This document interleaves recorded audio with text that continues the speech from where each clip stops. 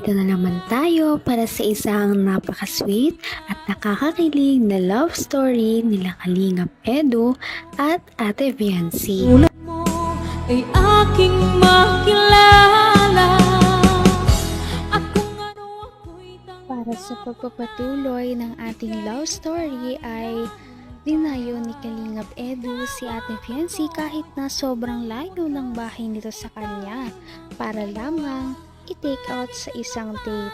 At pinaalam niya si Ate Viancy at nakakatuwa dahil pumayag din naman ang mama ni Ate Viancy na sumama siya kay Kalingap Edu.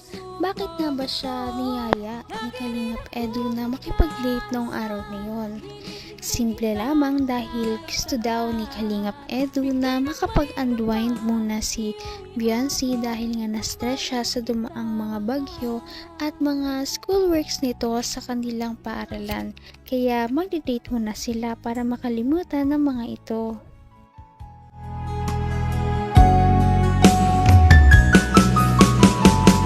ang nais ko lang.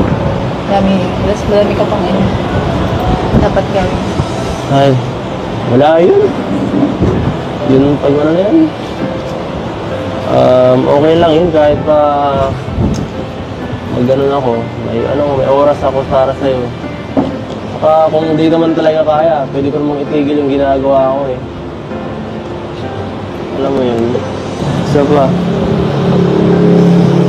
Nangako naman ako sa'yo, di ba? Tanda mo pa? Nahihintayin kita.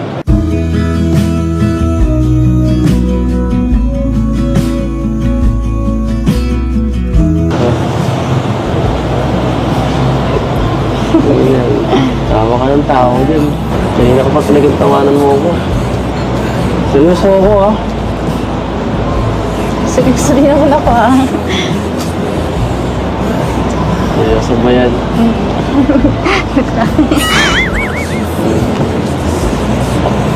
Sige. Okay. Pag kasama kasi kita, hindi ko napipigilan ngumiti. Ano mo?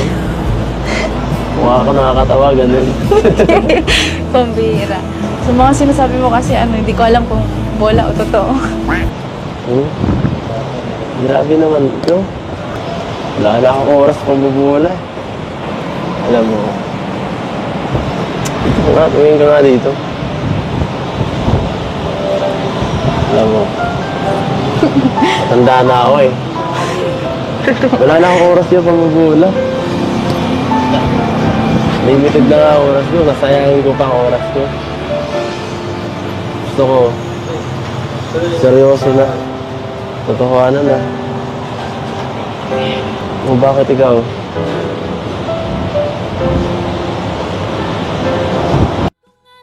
Dito natin mararamdaman kung gaano kasincere ang nararamdaman ni Kalingap Edu kay Ate Viancy dahil kahit na may trabaho ito at marami siyang mga beneficiaries na tinutulungan at binibisita ay syempre hindi niya nakakalimutan na bigyan ng oras si Ate Viancy at dahil dito ay kinilig ang dalaga.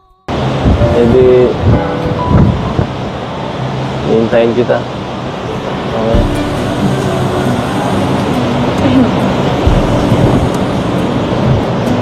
Sa'yo naman yun. Sige. Sabi mo eh. Pero... Sana naman. Bigyan mo ko kahit konting sign para... Mas tumibay naman yung loob ko. Kasi minsan... Nakakapanghina eh. Minsan hindi ko na iiwasan eh. Pigit ka. Pipigit? Pigit ka. Ba't ako pipigit? Pag pumigit ka na lang. Di ba sabi mo gusto mo ng sign? Pumigit ka. Basta, dahan-dahan lang. Baka biglang may gawin kang kung ano eh. Sige ka na.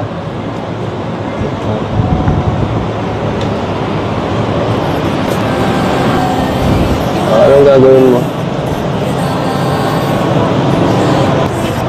Cause baby you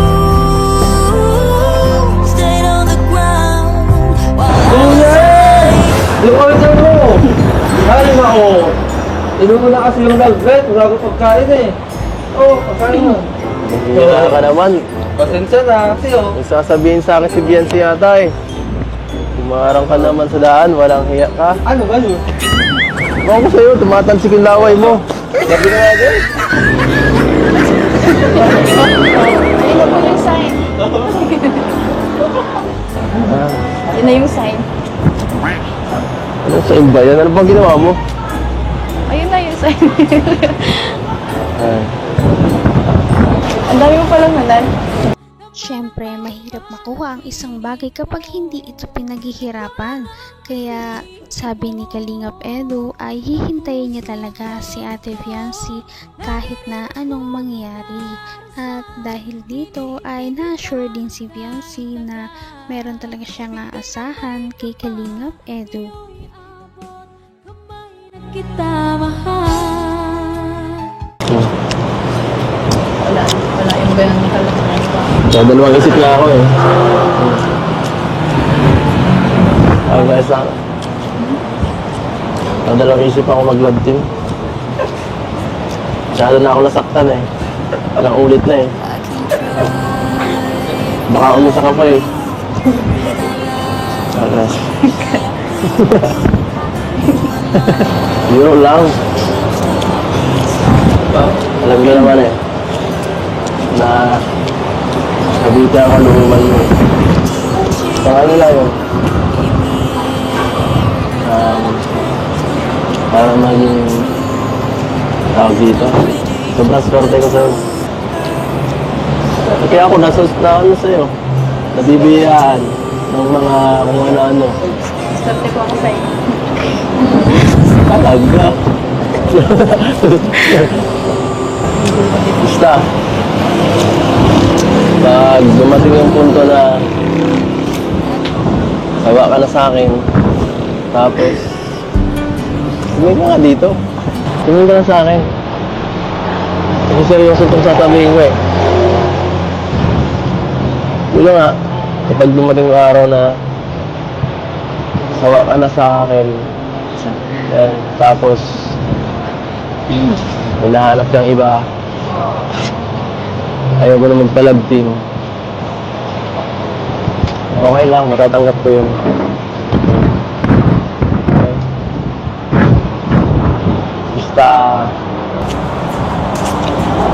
hanggat nandiyan ka pa, gagawin ko yung ano ko. Lahat ng effort, lahat ng kaya ko. Seryoso mo naman. Siyempre, ayaw ko naman yung ano. Nakakabigla ang mga sasabihin ni Kalingap Edu dahil ngayon lamang siya parang naging sobrang seryoso sa isang bagay kapag nag-uusap. At ano kaya ang kanyang mga iba pang sasabihin? Dito kasi ay malalaman ni Ate Fiancy kung ano talaga kanyang tunay na nararamdaman. At ito na nga ang revelasyon na sasabihin ni Kalingap Edu. Abot kamay na kita. Para maging tawag dito. Sobrang swerte ko sa'yo. Kaya ako na ano sa'yo. Nabibiyaan ng mga kung ano-ano. Swerte po ako sa'yo. Talaga. Basta. Pag dumating yung punto na sawa ka na sa akin, tapos tumingin ka nga dito. Tumingin ka na sa akin. Kasi seryoso itong sasabihin ko eh. Wala nga, kapag dumating yung araw na sawa ka na sa akin, yan, tapos hinahanap kang iba, ayaw ko na magpa-love team. Okay lang, matatanggap ko yun. Okay. Basta hanggat nandiyan ka pa, gagawin ko yung ano ko. Lahat ng effort, lahat ng kaya ko. seryoso naman. Siyempre, ayoko naman yung maging parang mag-isip lang kung tapos sayang oras, tapos tsaka mas okay yung yung sabihin nyo, di ba? Kahit makasakit, okay lang, at least isahan lang, at least tapos na agad, di ba? Kaya pag nakahanap ka ng ibang kalabting dyan sa Kalingap mo, yung si Arjun, huwag naman sana. Sabi ka lang kung gusto mong kapalitan. Kung naaawa ka Dito natin makikita kung gaano talaga kaseryoso si Kalingap Edu, dahil kahit na meron na ngang ibang magustuhan man si Ate Viancy sa future, ay talagang okay lang sa kanya basta masaya si Ate Viancy. Ngunit hindi naman natin alam kung mangyayari talaga yon, dahil napakalakas ng kanilang chemistry at mukhang gusto din naman siya ni Ate Viancy. Napaka-sweet talaga nila at napakabait ng tambalang ito, kaya maraming sumusuporta. Kaya naman, sana ipatuloy natin silang suportahan at mahalin si Viancy, si Kalingap Edu at ang Kalingap team.